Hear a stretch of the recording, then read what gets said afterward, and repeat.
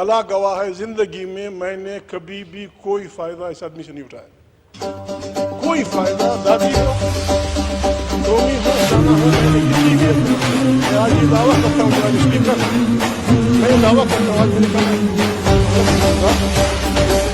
मेरा दावा है कि पाकिस्तान में अगर कोई आदमी मेरे साथ होती है या मैं किसी भी शक्ल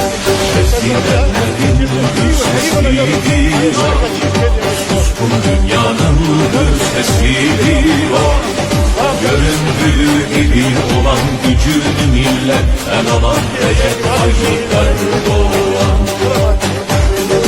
Göründüğü gibi olan gücünü millet el alan Recep Tayyip Erdoğan.